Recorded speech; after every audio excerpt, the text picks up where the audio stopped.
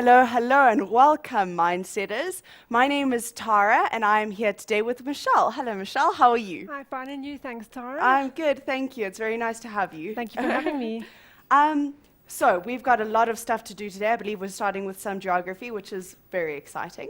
What exactly are we covering today, just so the learners know? We'll be basically looking at some past paper questions, and they're mostly to do with the settlement and economic geography sections. Okay, so now you know what to expect, so stay with us. It's going to be very cool and very beneficial, I think, now in preparation for your final exam. So it's definitely worth the wait. But before we get started, I need to tell you some awesome competitions that we've got going.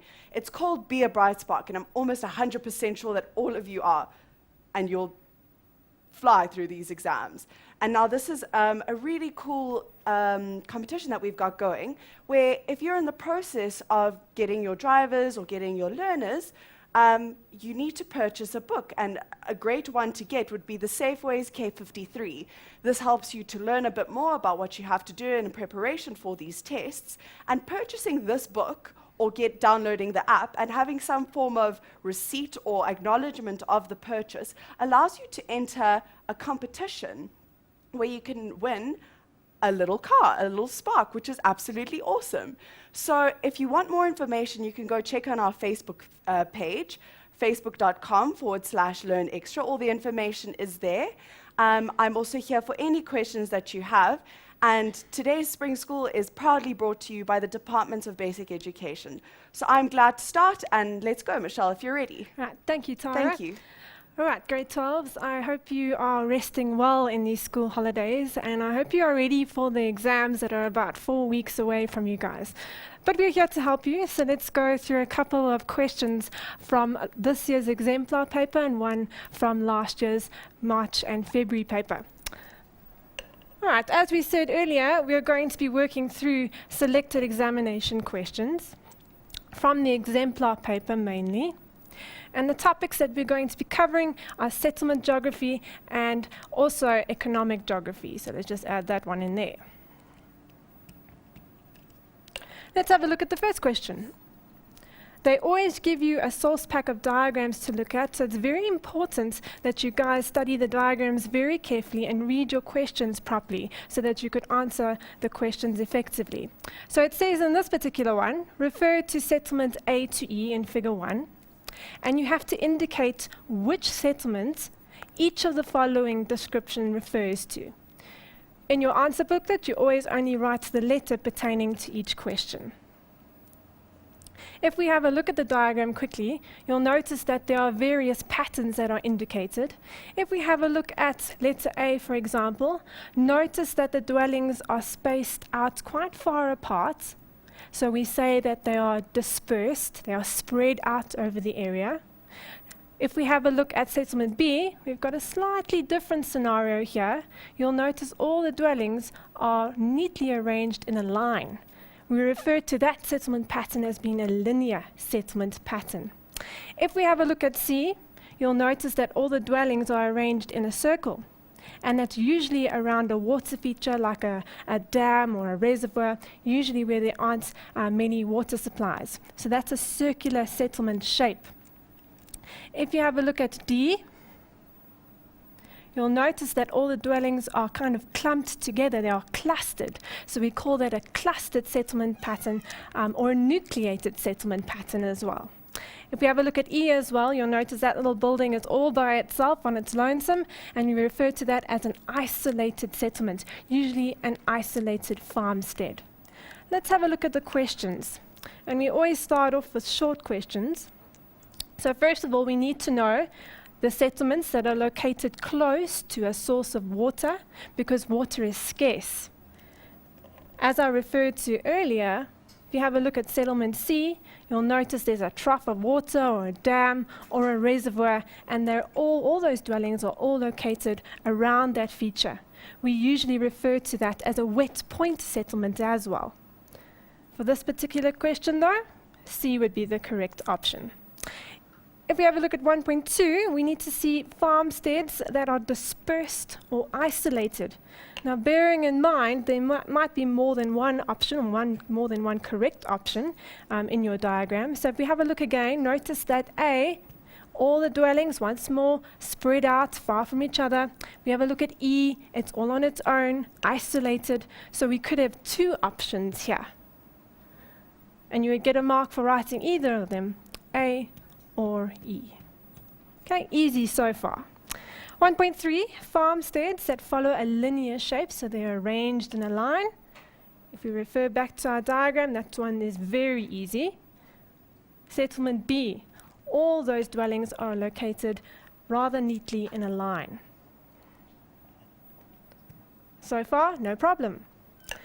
Question 1.4, farmsteads that have a roughly circular shape. Okay. If you have a look there, you'll notice that we have a circular shape over here. Okay, so settlement C, in other words, would be the correct answer there. 1.5, an isolated settlement that is most likely associated with subsistence farming. Remember, subsistence farming means that you're usually farming on a very small scale, only for your family and yourself. No profit is generally gained from these activities. So if you have a look again, E is located all by itself, most likely going to be associated with subsistence farming. 1.6, we need to look for a settlement that's associated with large commercial farms that are profit-driven. Remember, profits always go hand in hand with commercial farms. And commercial farms could be large or small, extensive or intensive. And if we have a look at that diagram once more, you'll notice that at settlement A, for example, these plots of land, these farms, are fairly big. All right, so it's most likely going to be associated with large-scale farming as opposed to a settlement like B. And because it's large-scale farming, it's probably also going to be associated with commercial farming. So that letter again, let's just have a look. Settlement A.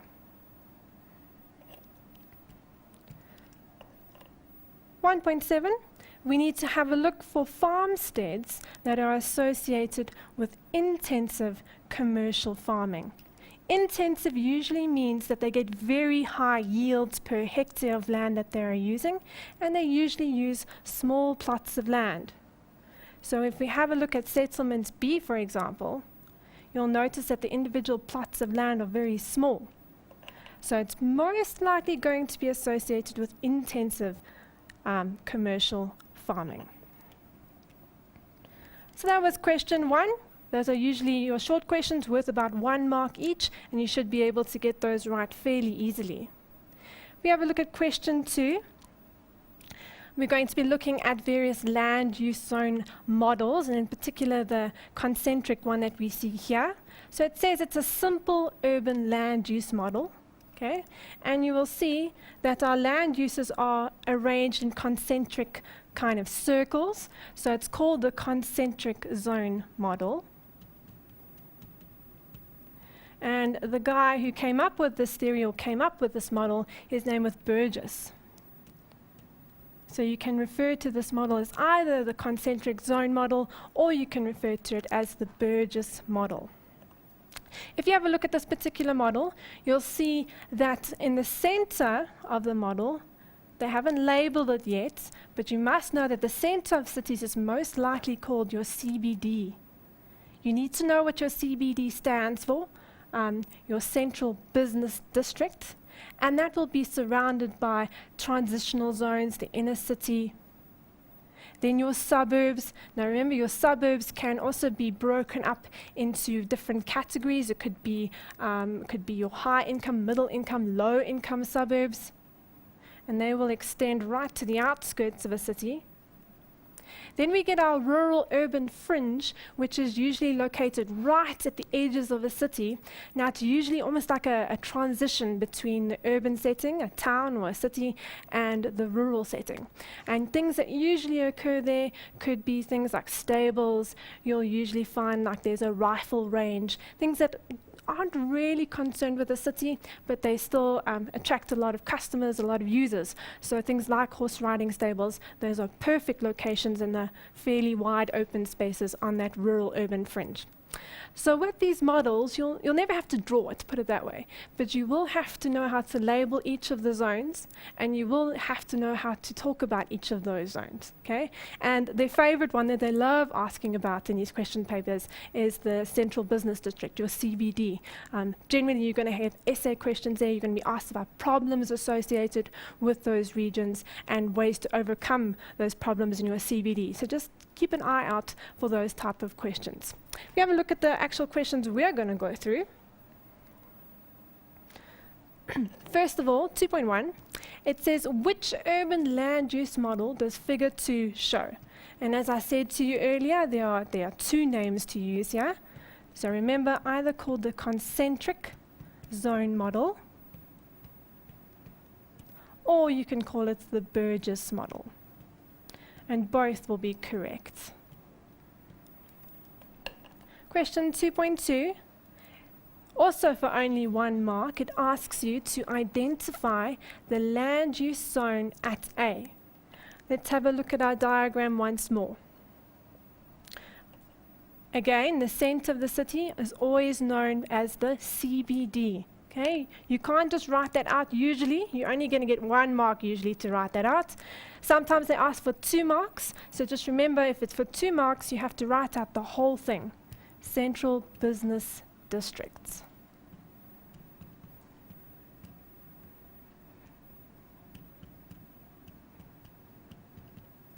Okay, CBD for short. Question 2.3. It asks you to discuss 2 factors that would have influenced the location of land use zones or particular land uses associated with Zone A. Now remember, Zone A, the CBD, is the center of the city. So that's pretty much where all your businesses and all your services are going to want to be located, okay? So there's a couple of terms that we need to discuss and make sure that you understand before we answer that question. So remember that our CBD is at the center of the city, so it's the most accessible part of the city. You're probably going to find that you've got railway lines or large intersections of national routes there, okay, or main roads that intersect. So a lot of your customers will be able to get to the center of the city quite easily, all right? You must also remember that to have your business located in the center of the city, it's quite a prestigious address, okay? It's an area where if you're in the center, it means that your business is doing well, you're attracting a lot of customers. So we refer to that with a particular term, and it's called functional prestige. You have like a prestigious address there, okay? Other things that you could also consider is the fact that those businesses that are in the center of the city, they have a very large, what we call, sphere of influence. So what that means is that they're drawing customers from very large areas all around the city. And so those functions in your city center, they are usually high-end functions, okay? Not just your normal little shop where you buy your daily bread and milk from, but you're going to have complex, high-order services that generally are functioning in the middle of that city. And it's also convenient. We also refer to a term called functional convenience, which also attracts businesses. It attracts services. So there's a couple of things I've given you there, but you only usually need about 2, maximum 3 of those concepts. And let's just take a few of those down before we head to a quick break. Right. Question 2.3, let's just jot down a few things there.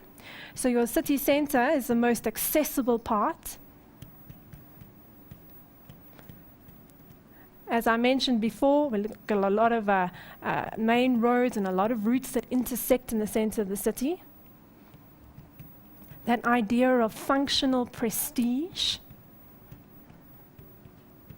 which means that you have a prestigious address, a sought-after address for your business. That idea of functional convenience. And both of those attract services and attract businesses.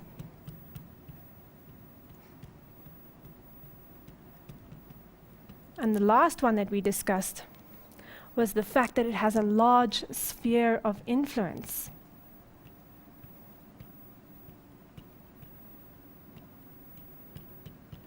And that meant that it draws its customers from quite a large area, quite a large radius of customers come to those points.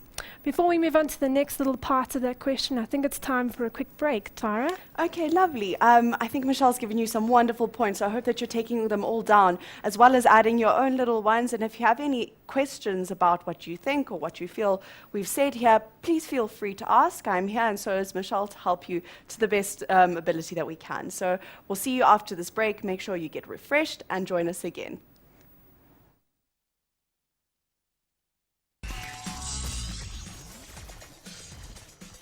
Welcome back, geographers. Glad to have you with us. I think we're going to pick up where we left off. So Michelle, let's take it away. Thank you very much, Tara. Okay, grade 12s, we're busy looking at our Burgess or concentric zone model. We're looking at a question which pertains to that. But just before we finish off this particular question, I just want to remind you that when you're looking at the models of urban settlements, go back and revisit the multiple nuclei model and also look at Hoyt's sector model. They often like to give a question or a diagram which has one of those models, and then they're going to ask you to identify features, things like the central business district, as I was mentioning earlier. So just go back and have a look at them, make sure that you know how to label each of the zones that are depicted in each of those models, and know the names of the people that came up with those theories or those models. Okay, let's have a look at the rest of the questions to do with this Burgess model. Picking up from where we left off, it asks you at question 2.4 to describe the location of the rural-urban fringe. Now remember, I said to you the rural-urban fringe is associated with activities like horse riding stables, rifle ranges, and if we have a look at that model once more, you'll notice it's right on the outskirts of your city. Okay, it surrounds your urban settlements. So you just need to put that in a nicely worded sentence, and you will get your marks. Okay, so it's situated on the outskirts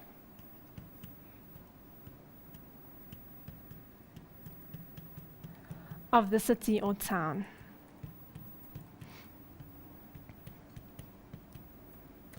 And always remember to write your concepts in well-worded sentences. Don't just put phrases down, especially when it gets to your paragraphs later. If you don't put it in paragraphs, they're really not going to give you your marks. So just take the time to word your answers correctly. Let's have a look at question 2.5. It says there, although the inner city area is dilapidated, and they're lucky enough for you, they're telling you what that means. It means the buildings are in a poor state. It means that the plaster's peeling off, there's graffiti, they really don't look very nice. But they're saying in the inner city it still has very high property values. For a paragraph question, you have to explain why the dilapidation does not impact on property values. So remember, we're not looking at the CBD, we're looking at the inner city area, which is just around that CBD. Let's just discuss a few points before we actually put some pen to paper here.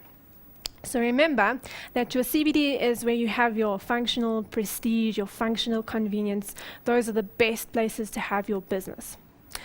But usually, when we have too many businesses or too many functions within that CBD, the first place that that's going to expand to is the inner city region. So there's quite a lot of demand in that inner city region for when those businesses, industries want to expand outward. So that places a rather large demand on those land areas, and therefore will raise the prices of those properties. There's also a lot of competition, and lots of the same people, lots of the same types of industries that all want to buy that piece of land in order to do their businesses. So there's a lot of competition to buy those properties as well. Also, that inner city area that was previously dilapidated, if you go into Johannesburg, you'll notice a lot of the outer parts of that inner city are quite run down. You'll notice that there's a lot of renewal, urban renewal projects that are underway there. For example, Newtown is a good example there. And they'll improve those areas by having more restaurants, more theatres, just generally making the area look a lot nicer through processes like gentrification and child calcification. And all of those features and improvements basically will attract more people back to the inner parts of the city. So you need to discuss a couple of those things, usually in a paragraph. It didn't give you the instruction here, but when you see an 8-mark question like that, please make sure that you structure your answer in a paragraph. Don't put it in bullet form, because they're very strict this year. They're going to give you no marks for that, even if you answer everything correctly. All right, so let's just jot down a few things in order to answer that question. Okay, so the first thing that we commented on was the fact that your city center, your CBD, will eventually expand to the inner city.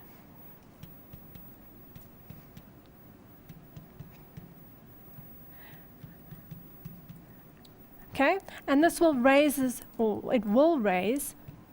the demand for property here.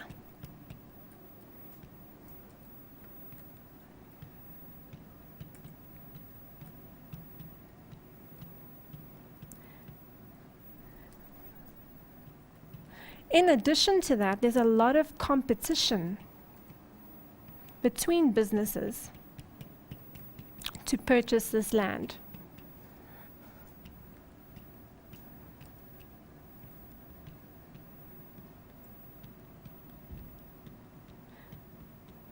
Right, and the last idea that we've just discussed is the fact there's a lot of urban renewal projects.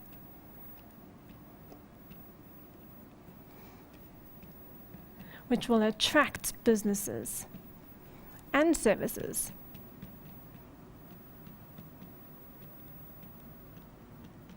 And that's simply because they actually improve those areas. Let's have a look at the next question.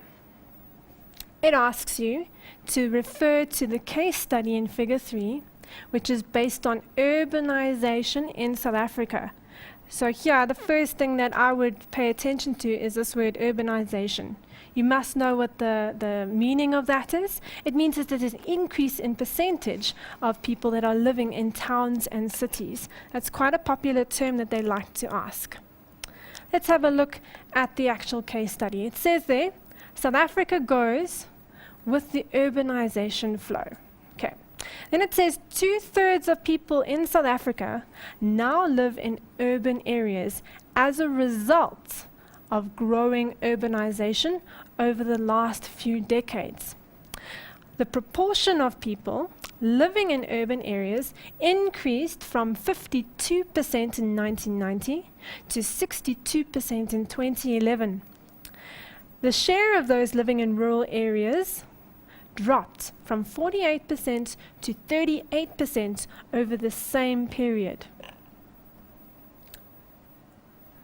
South Africa's long-term urbanization trend is partly the result of freer movement of people after apartheid, higher economic growth in urban areas, probably due to industrialization, has also drawn people to cities in search of employment, including immigrants, so people moving into a country from outside the country of South Africa.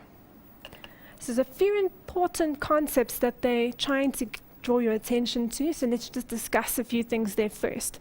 Okay, so urbanization, you saw from the case study that more people, or an increased percentage of people, are living in urban areas, or living in towns and cities. Please don't confuse that term with rural-urban migration. That's something a little bit different. Rural-urban migration means that people are moving from rural areas towards the urban areas. So it's not the same thing. Okay. Then they mention a couple of reasons as to why that could possibly be happening. And they always like to bring in that whole idea of apartheid policy into urbanization and into settlement geography as well. Now you must remember that our urban areas during the apartheid era were mainly reserved, for want of a better expression, for white people, for white-owned businesses. And your coloured, your black, your Indian people were all confined to the less developed rural areas. And black people especially were sent to go and live in homeland areas, which were purposefully set aside with very little services, very little businesses, so that we could extend that divide between the black and white population of our country. So after 1994, obviously all that changed. You didn't have to, if you were a black person, you didn't have to take your dorm pass, your pass, in order to go to a white area. You could move much more freely. So a lot of black people, especially young black people, suddenly thought that they would find jobs or be able to find better employment in the city. So they flocked towards the city in order to find employment, which obviously brought about its own problems, which we'll discuss a little bit later. We also get a lot of immigrants coming into South Africa from Zimbabwe, from Namibia, and they all also want to try and find work in these cities. So you've got an influx of a lot of people from a lot of different places into our cities, and that creates its own sets of challenges. Let's just have a look at a couple of questions so that we can answer all these theories more clearly. All right, 3.1 is an easy question. Just a definition, you have to define the term urbanization. And you must remember to phrase it correctly. It means that there's an increasing percentage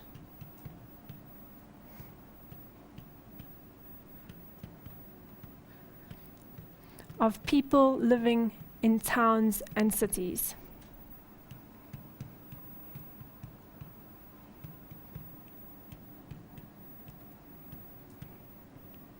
Just remember, it's not the same as rural-urban migration. For definitions, you're generally only going to get awarded 1 mark.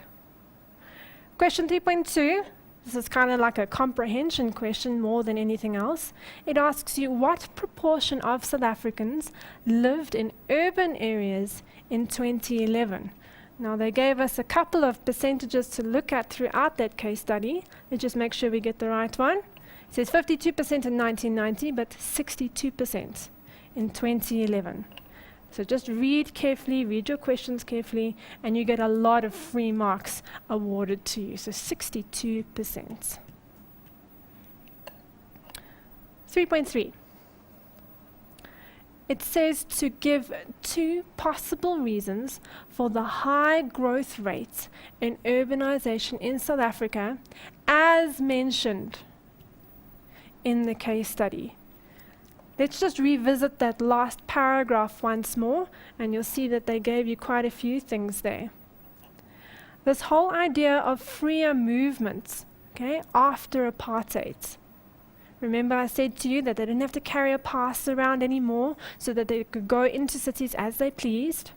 Higher economic growth in the cities as well, partly because of that phase of industrialization, also creates more jobs and more people are drawn to those areas.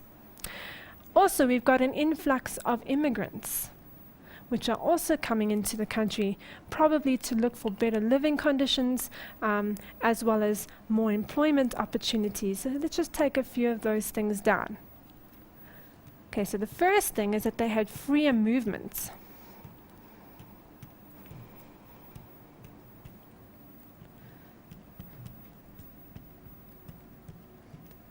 And that was after apartheid.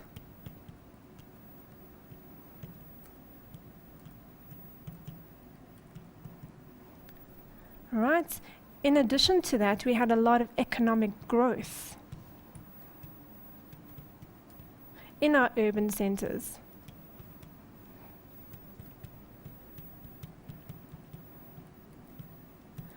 And that attracts a lot of people from rural areas. Okay? And the third idea you could include is that we've got a lot of immigrants. And they are probably looking for work as well.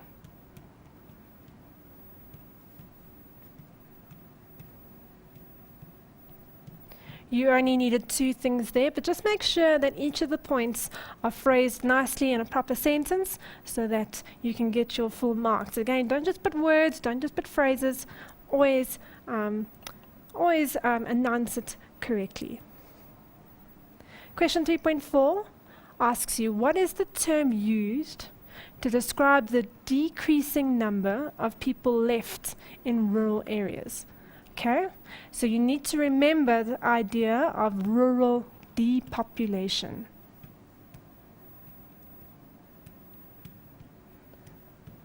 Okay, you have to get the full phrase right for 2 marks. If you just say depopulation, they're not going to give it to you.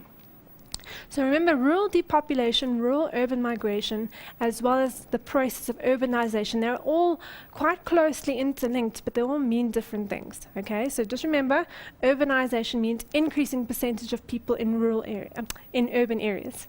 Okay, if we have a look at the process which gets to that greater percentage, it refers to rural urban migration. People moving away from rural areas refers predominantly to rural depopulation. Okay. Before I break, let's just have a look at the last question and then see how much of that we can discuss before going to that break. Question 3.5.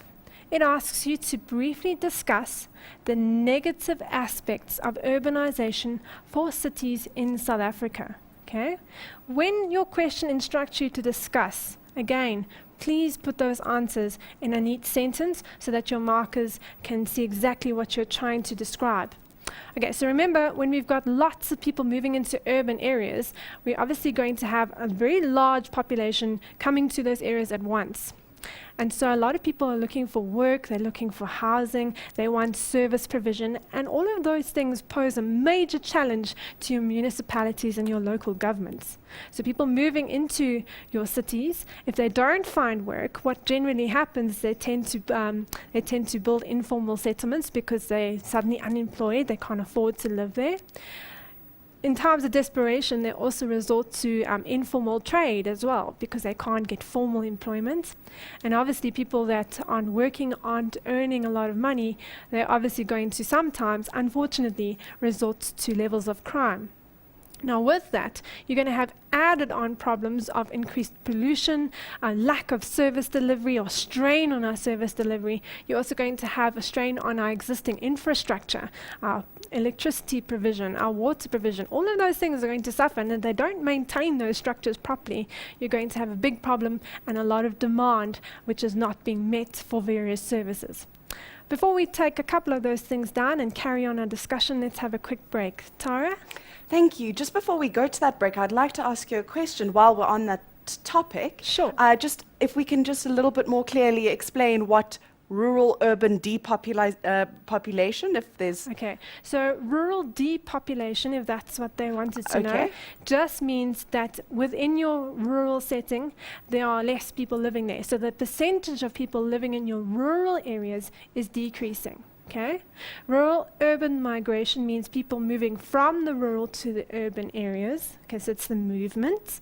And then your urbanization is more people, increased percentage of people living in your urban settings. Okay, so often people get those 3 definitions confused. So you just need to revisit those and learn those off by heart to get them right every time. I hope that helps. Definitely. I feel like learning definitions, it's easy marks, but they're so important because they're always asked. Yeah. So it's definitely worth understanding. So thank you for your question. It's good to understand that I think there's a difference between the rural urban immigration and then the rural-urban migration, sorry, and the urban depopulation. No, rural depopulation, urbanization. Yeah, okay, definitely to highlight that there is a difference there. I feel like that might have been misunderstood. But that's it for now. If you have any more questions, please feel free to ask. We're more than happy to help, and we'll see you after the break.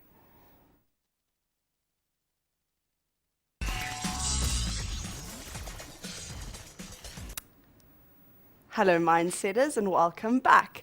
We've got some wonderful questions that I think we'd like to address. So, Michelle, the question here from Eno, thank you very much, was how does an increase in rate and population affect a settlement? I think he wants to talk about increased rates of urbanization in that settlement, or increased population in that settlement is also fine. That's actually a very interesting question, okay, because a lot of areas of our globe are experiencing very rapid rates of urbanization. So the pace at which urbanization is taking place is rather fast. It accelerates very quickly. And we can actually also try and look at the differences between places in developed countries and those in less developed countries, because a lot of factors will determine what's causing that influx of people at a rapid rate into those urban settings. So generally speaking, when you have too many people coming at a rapid rate into a settlement, you're going to have to look at your basic needs and service provision. Do you have enough housing? Is there enough water? Is there enough food? Can our infrastructure, like our water pipelines and our electricity lines, can they cope with the load that's suddenly being expected of them? How do we find shelter for all these people? And it could be a little bit different in more developed countries, because they perhaps have a better, well-maintained infrastructure in order to cope with these scenarios. I've just been watching a rather interesting documentary on climate refugees, and it talks about how millions of people from the less developed countries are going to suddenly flock towards more developed countries who are better able to handle natural disasters, who are better able to handle the scarcity of food and water. And it's going to place a lot of strain on those municipalities, on those local governments to provide those basic needs for people. And I think that in our less developed countries, this situation gets kind of exacerbated in a rather large way, because the first thing is these cities often don't function on the same level as a first world city. So they are currently experiencing issues of sanitation and water provision and food provision and housing shortages and electricity. All those services are already stretched to their very limit. And suddenly when you have more and more people coming in and your rate of urbanization is faster and faster, you're going to have a lot of conflict and a lot of lack of service provision there, and a lot of people will fight over the remaining resources, and it will cause a lot of civil unrest. They actually say in the future we're not going to be fighting over things like oil anymore, we're going to be fighting over things like water, basic needs. So in a long way, just to answer your question, I think it will place a lot of strain on local government. I think it will create a lot of civil unrest too, as people struggle to find water and services, basically. Right. I think with that, let's just have a look back at our questions so we can move on with paper one. Okay. So we were briefly discussing the negative aspects for that occur when we have large-scale urbanization in places like South Africa. So we need to remember, and I've just mentioned this now, but there's going to be a strain on things like service provision. All right. With that, we're also going to have a strain on the existing infrastructure, especially if it's not maintained properly.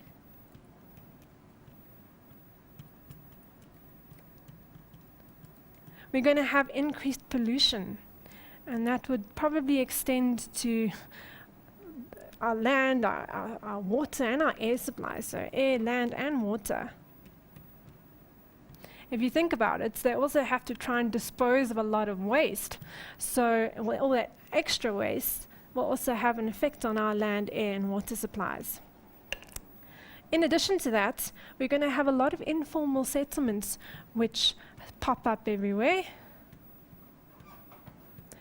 And that basically happens because people can't find employment.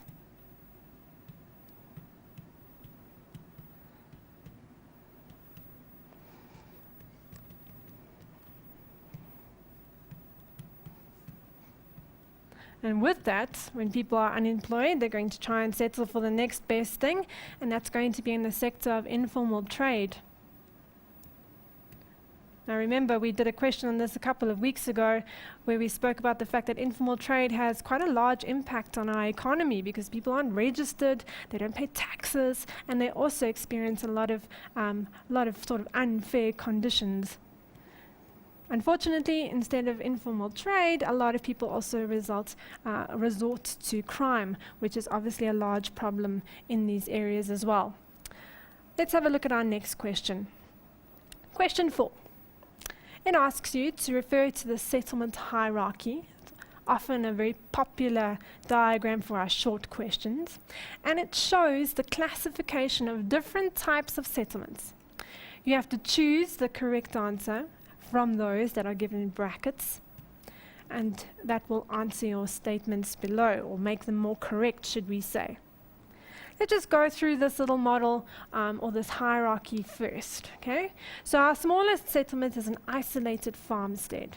Okay, that's also referred to as a dispersed settlement at times. Then we get a hamlet and a village. Now, pretty much all of these extend to our rural settlements. Okay, all right, they're mainly found in rural areas. When we start getting to towns and to conurbations and large cities, we generally refer to those as more urban settings. Large city, there's another word for that. We often call it the metropolis. Right? And we end off at conurbation here, but there's also another level that extends beyond that of conurbation, and if we were to draw it in, right at the apex there, it would be called a megalopolis. That's a mouthful, isn't it? Okay, let's just explain those little things first before we get into the questions. When we're referring to a metropolis, just to give you some sort of idea, it's mainly large cities, maybe sometimes capital cities even. So if you think about Johannesburg, or you think about Durban, Cape Town, those are large cities. So they would be referred to as a metropole or metropolis area. Now, sometimes what happens, and we see this in a lot of first world countries, is these metropoli tend to kind of merge together. So we have a lot of developments that take place between these very large cities, and eventually you actually can't see where one city ends and the next starts. And that is called a conurbation. So our PWV complex, so going all the way from Vereeniging to Pretoria, that could be considered as a conurbation, because we can't really see where one settlement ends and the next starts. Now we can go even one step further from that, and if you have a look at maps of the world, especially when they're looking at satellite images, just looking at where all the city lights are, have a look at the eastern seaboard of the United States, and you will see that that whole coastline is just one big long city. Okay, when conurbations linked together, they form the largest of all the settlements, and that's called a megalopolis. Just out of interest, in Europe, there's also a version of a megalopolis, and it extends all the way across Central Europe. It's actually called the blue banana. Okay, I don't know why they called it that, but that's all these major conurbations is kind of extend into one massive long city. So those terms are also fairly important. I just want to have a look at a couple more things with that diagram before we actually get to the questions. If you have a look here, it tells us that there are, in terms of the numbers of settlements, that most settlements, or the greatest number of settlements, will be our isolated farmsteads. Okay, so we get lots and lots of isolated farmsteads. Okay, however, their population is very small, so often you'll have 1 or 2 people living on an isolated farmstead. As we move up through that hierarchy, you'll see that the number of settlements per category decreases. So that a conurbation, a very large settlement consisting of different cities that kind of merge into one another, there are very few of them. And we only have one of them in South Africa. Megalopoli will be one step ahead of that. There are even fewer of those, and they only occur in like the most developed countries. If we have a look at the size of the population on the other side of the diagram, you'll see that the size of a population, so the amount of people living in each settlement as you go through the hierarchy increases. So in a conurbation, you're probably going to have millions or hundreds of thousands of people living in that conurbation. So just remember the relationships between the numbers of settlements and how to relate that back to the hierarchy, as well as your size of your populations as well, because they like to try and trick you with a couple of questions later on. Let's have a look at those questions. 4.1. The isolated farmstead or farmhouse is either an example of a building which has a single or multiple story. Because it's a farmstead, you're generally not going to have a mansion, so you're going to have a single story building. Okay, so I'm just going to circle the correct answers here. Should be a single story building. 4.2, the number of settlements, okay, either increases or decreases as you move up the settlement hierarchy, from the isolated farmstead to the conurbation. Let's have a look at that diagram because the answer is actually right there for you. Nothing complicated. Oh, a little bit farther. If you have a look there, we've got lots of farmsteads, okay? Very few conurbations, right? So the number, the actual physical number of settlements will decrease. Okay, so your correct answer there, decreases as you move up that hierarchy. 4.3, the size of the population either increases or decreases as you move down the settlement hierarchy. So in other words, you're going from the conurbation to the isolated farmstead. So going towards the farmstead, we know we have fewer and fewer and fewer people. Okay, so the size of our population will decrease as you move down that hierarchy. 4.4, a large city, so one large city, can also be called either megalopolis or metropolis. Remember, megalopolis was when we had conurbations joining together. One large city should be called a metropolis. All right. Question 4.5. The settlement hierarchy illustrated is a South African example of a settlement hierarchy, as either the largest or smallest of all the settlements is not included. So remember, when I drew it out for you or added to that drawing, we notice that megalopolis, the largest of all urban settlements, is not on that diagram. So for South Africa, we don't have any examples of megalopoli, so therefore it's not on that diagram. Okay? So the very largest of all the settlements on this particular diagram for South Africa is not included. So largest should have been your selection there. Question 4.6. The only example of a conurbation in South Africa is found either the PWV or Durban Pinetown Industrial Region. Okay, now here you're going to have to know your industrial regions quite well. Our most developed or our biggest industrial region is actually the PWV, which extends all the way from Pretoria to Vereeniging. So Pretoria, Johannesburg, Vereeniging, all those settlements have kind of merged together in one large settlement. Question 4.7. The relationship between the size of the population and the number of settlements is either directly or indirectly proportional. Okay, so let's just describe what directly and indirectly proportional means. If something is directly proportional, it means that as one aspect increases or one part of it increases, so does the other. Okay, so if we were to have a direct relationship, we would say, all right, as the size of my population increases, the number of that settlement must also increase. But we know that's not necessarily true, because if we have a bigger population, we'll have fewer of those settlements with a rather large population. Okay, so they're trying to say, or they're trying to get you to think about how the size relates to the number of the settlements.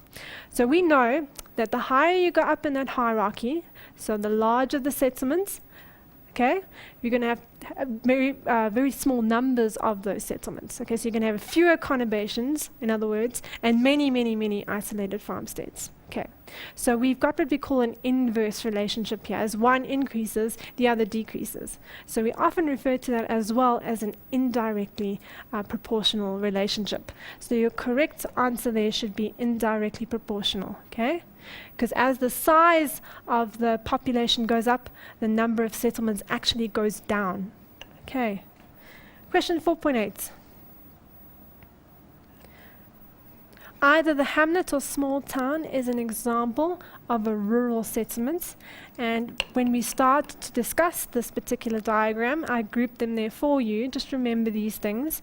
Only the first three categories pertain to rural settlements. Anything that says town and up is always going to be an urban settlement. All right, so remember that a hamlet or a village would still be classified as a rural settlement.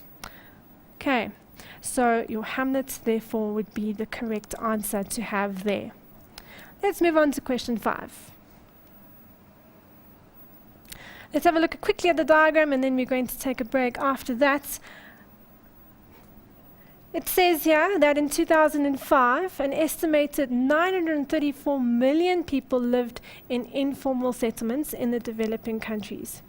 This number is going to, or projected to, increase from 1.5 billion by 2020 all the way to 2 billion. That's almost like a third of our current population by 2031. And you can see that there's a photo of one of those favelas or one of those informal settlements. And I think you guys have been working and listening quite hard, so let's take a quick break before we actually visit those questions. Tara. Awesome, thank you. I think Michelle has so beautifully described and explained a lot of the aspects that we're covering today, so make sure that you take down some notes. We've got a couple of questions, but we'll discuss them during the break, and we'll get back to you as soon as we can. Thanks, guys. We'll see you now.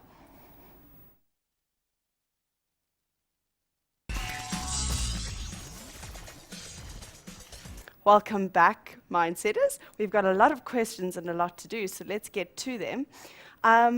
Let's start off with this interesting question that I just received. Sure. It's from Fortunate downstairs, who's one of the learners who's been here with us today, revising in preparation for her exams in connection with the spring schools. So thank you very much for joining us today. It is an opportunity for all of you. Unfortunately, we are very busy, booked up at the moment. You have to book ahead of time, but if we have space, please, we'd love for you to join us and learn a bit more here at Randburg at Mindset.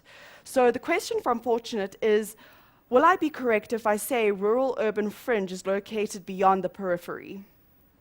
Okay, when we're looking at the periphery and the core of a particular settlement, it links actually quite nicely back to your grade 11 syllabus.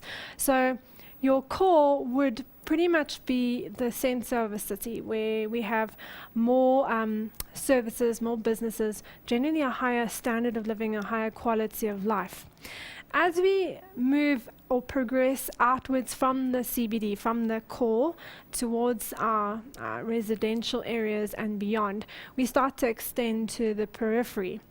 So a rural-urban fringe could possibly be classified as part of the periphery, especially if we're looking at the standard of living. A lot of the time we have, unfortunately, urban settlements in this area, some low-income residential areas. So in terms of the periphery, we'd have a slightly lower standard of living.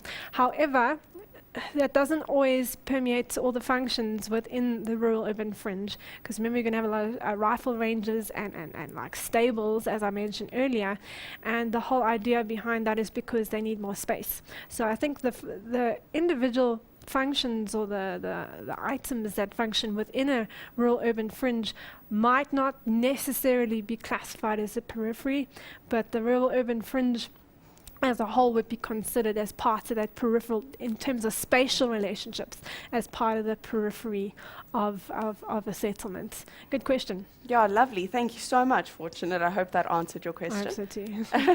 And then there's another one here. So let me see. I actually cannot read this. Measures that could be taken. Okay, well, let me have a look at this, and then I'll get back to you. But there's one more question that I'd just like to cover here. Do the IDZs contribute to the economy? Okay. That's part of your economic section of geography, so I'm not going to focus too much on it, although we do touch a little bit on it in this particular paper. But your industrial development zones, they're basically purposefully built industrial areas which are aimed at promoting economic growth in a country, and they're usually situated by a port or like an airport or a seaport. So yes, in industrial development zones, they contribute massively to the economy, mainly because they've got so many secondary activities which are located in those regions. So you'll have a lot of light and heavy industry, and associated with all those things, you're going to have a lot of services which are attracted to that region as well. And remember, when we have secondary activities and manufacturing activities, we're adding value to the raw materials which we would otherwise export with no value added to them. So by adding value to goods and services, we are able to gain a much larger GDP, as well as we are able to actually grow in our technology and our infrastructure. So that's a whole other topic of discussion, but to answer your question in short, they are pretty much the main reason that we have economic developments within South Africa. Any other questions for now? There are, but let's get started, and then I'm Okay. sure we'll have time to cover Okay, a few more. So thank you, and keep asking if you have anything you'd like to know. Okay, let's have a look at those questions for question 5. I went through the excerpt which was attached to your photo of informal settlements. We just need to have a look at the questions quickly. Question 5.1. It says that informal settlements are known by different names throughout the world. Give an example of one such name. So the one that we use in South Africa, it's a very sort of informal term, but it would be accepted here, squatter camp. In Brazil, one of the examples from your focus textbook, they are called favelas. It's a very flowery term, so favelas is a nice, easy one to remember. Sometimes you also get asked the definition of an informal settlement. Well, usually an informal settlement is built on land that is not owned by the individual, or they don't have a legal right to the ownership of that land. And in addition to that, it's usually, informal settlements are usually built with everyday makeshift materials. They don't use formal building materials, and they usually don't have access to any formalized services as well. So sometimes they like to ask you definitions about what an informal settlement is as well. Let's have a look at question 5.2. It asks you to state the trend in the development of informal settlements. Well, from having a look at those stats, it tells us that from 1.5 billion in 2020, which is almost a 500,000 increase from now, to 2 billion in 2031, I would say that's a huge increase. So when they say describe or state the trend, they basically want to know, is it increasing or decreasing? So in this case, you would say it's an increasing trend.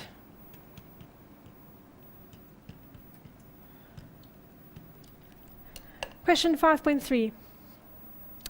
It asks you to give one reason for the trend mentioned in question 5.2. And we've been discussing this a little bit with our urban settlement issues. And we said that when we have large-scale economic growth, suddenly you get a lot of people moving towards your cities because they want to find employment. And when they don't find employment, because there aren't enough jobs to cater for all of them, they tend to live on what they can. So they will build makeshift houses and they will build informal settlements.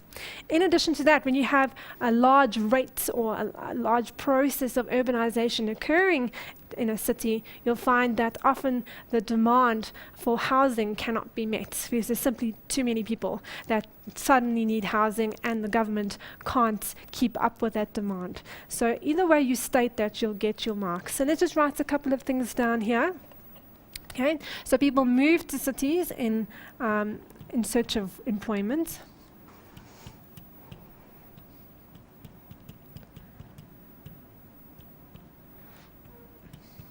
And when they can't find employment, they build informal settlements.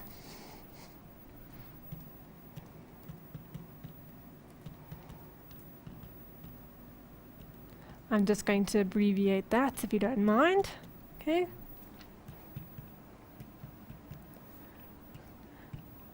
And in addition to that, the increased demand for housing cannot be met.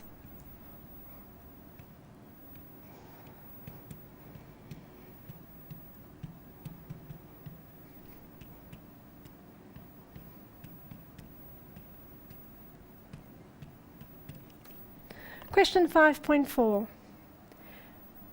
It says, excluding the trend stated in question 5.2, discuss any two problems associated with informal settlements. And we've been discussing quite a number of these issues throughout today. And if you just think logically, most of the time you're going to get your marks. Okay, so with informal settlements, remember, if you go there, the first thing that you're going to notice is they don't have access to basic services. So they don't have things like flushing toilets. They don't have access to electricity. They don't even have the infrastructure to make all those services possible. Unfortunately, there's also a lot of pollution. They don't have any pick-it-up services coming in to collect all the rubbish. There's a lot of litter. There's a lot of air pollution because a lot of them are using fires in order to keep warm and cook their food. There's a lot of crime as well.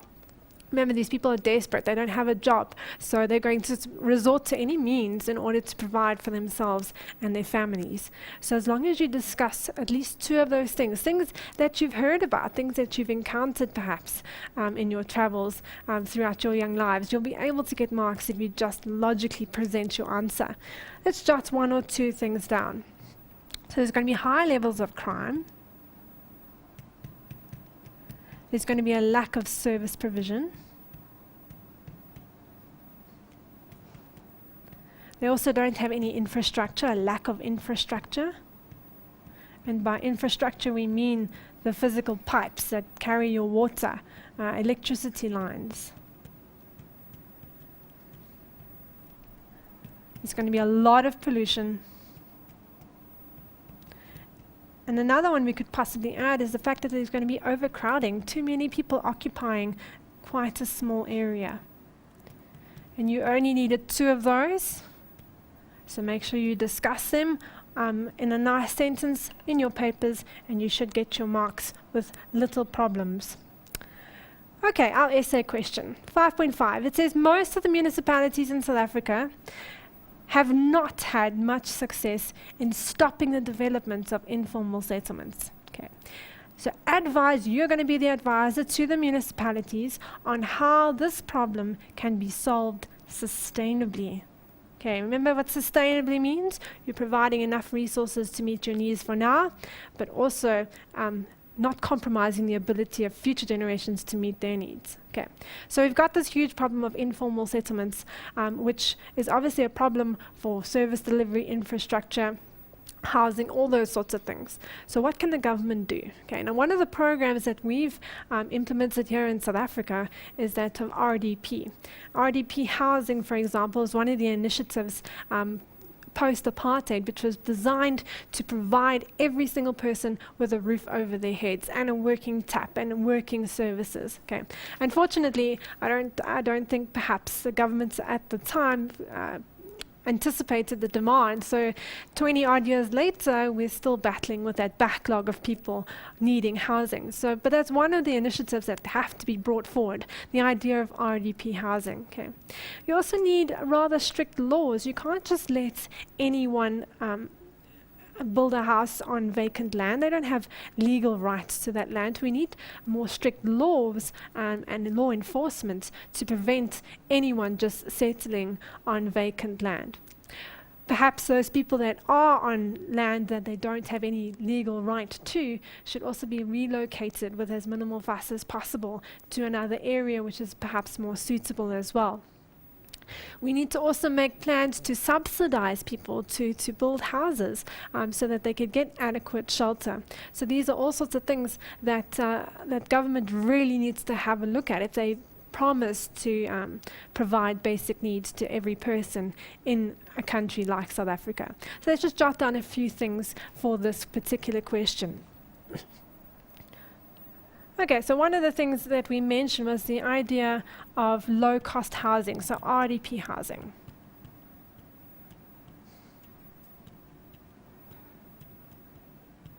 All right. What comes to mind now as well that you could also mention, if in the rural areas had more services or better facilities,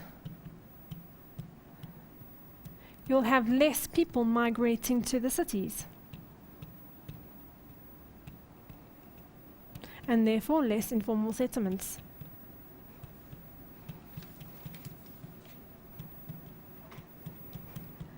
Government can also try and drive or implement job opportunities in our outlying areas.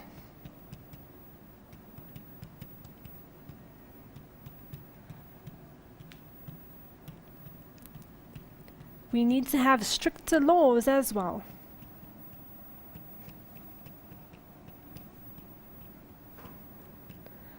Regarding the occupants or occupation of vacant land.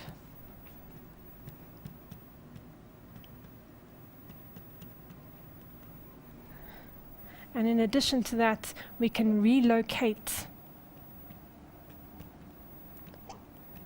people sustainably in an amicable way who are already in existing formal settlements.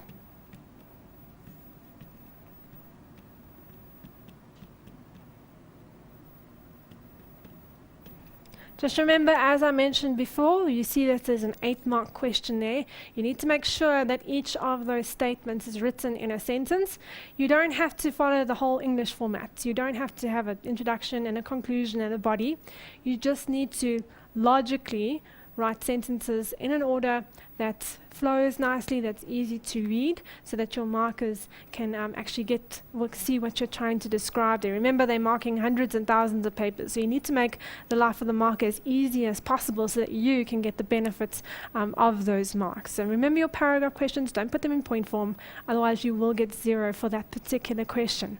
All right, so we've got 1 or 2 more questions to do after the break. Thanks, Tara. Perfect. So we'll cover those questions. I love that you're asking, and there's some very good questions, and we'll look at them straight after the break. See you now.